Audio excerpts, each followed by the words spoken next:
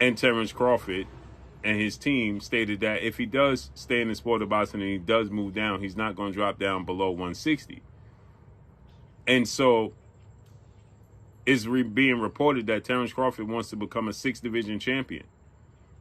And a guy that he had his sights set on is now calling him out aggressively and daring him to come down and fight him. And that's Janibek, who is seen to be the best 160-pounder in the world.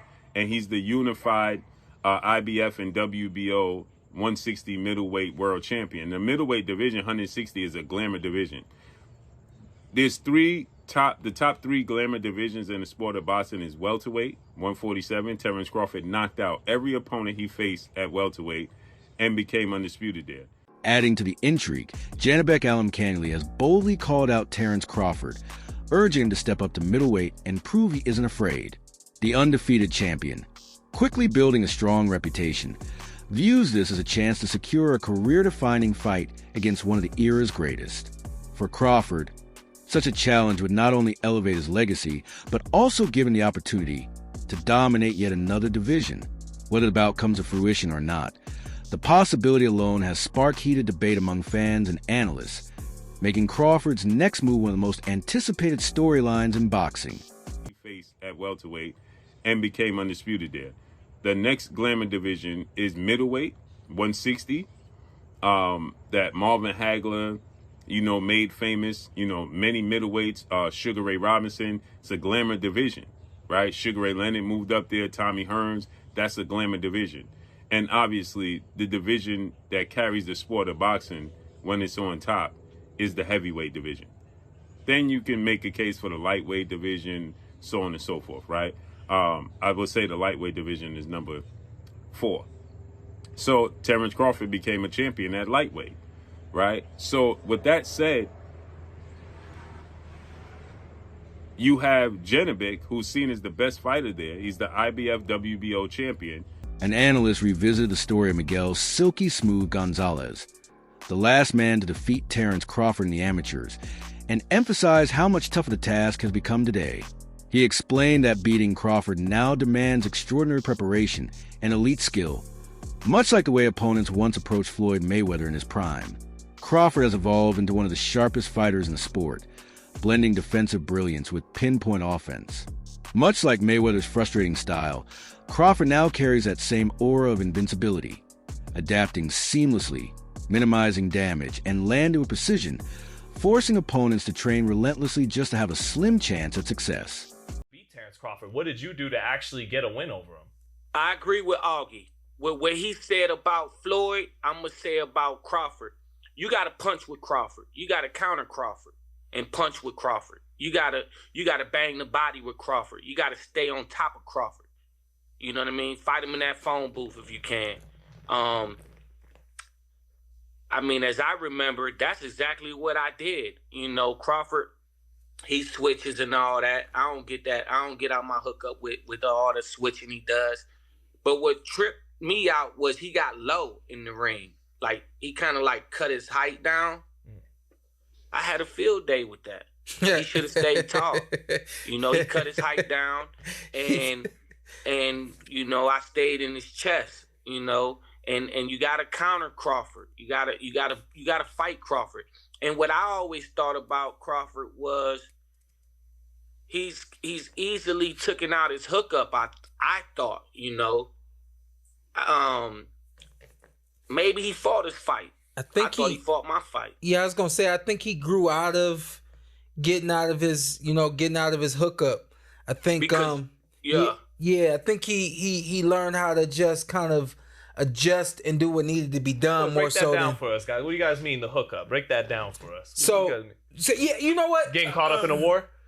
I'll go ahead, Miguel. Like break down Bud getting caught out of his hookup. Well, with Bud, I thought, but you can easily get Bud to fight you. Back in the day. Yeah. And Gamboa, showed parts of that. And Bud, all his fights, Bud fights you. Yeah. Bud gets, you know what I mean? every fight I see Bud fighting, even still to this day, but I totally understand what Sean's saying. For sure. Bud's the truth. But when I see Bud fighting, you catch him, he want to catch you back. Mm-hmm. You know what I mean? You fighting Bud, Bud's not running from nobody. You know what I mean? Yeah. And that's where I felt that I had the upper hand in our competition. Brian Bomac McIntyre, Terence Crawford's longtime trainer, shared his perspective on the win over Canelo Álvarez, describing the fight as surprisingly easy thanks to their thorough preparation for every possible scenario. He also addressed ongoing criticism of Crawford's career decisions, noting how fans and analysts are quick to suggest who he should fight and then accuse him of ducking when those matchups don't happen.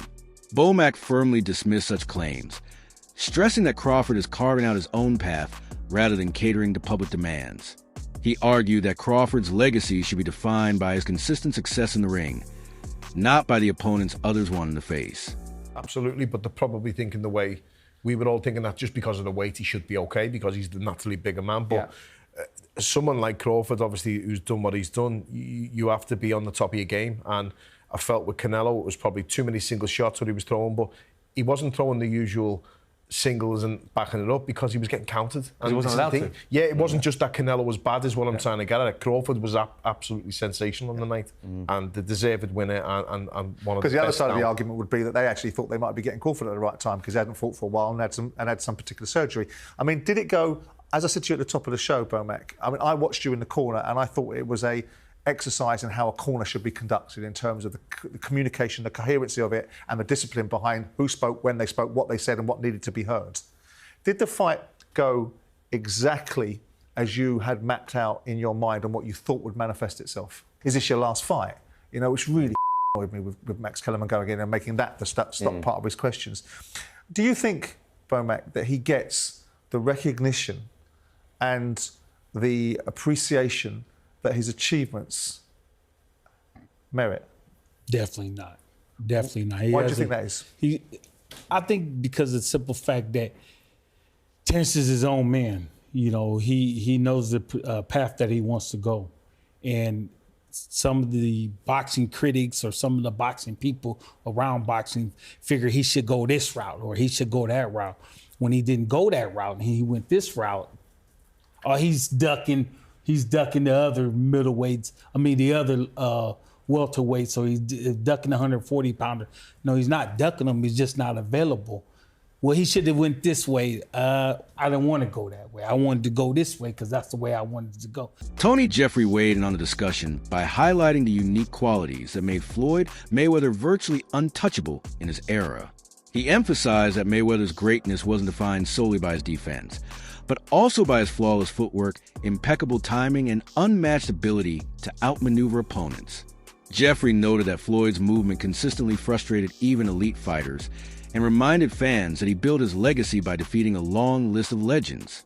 His comments underscored that while Crawford's achievements are remarkable, Mayweather's career still stands as one of the most decorated and technically brilliant in boxing history.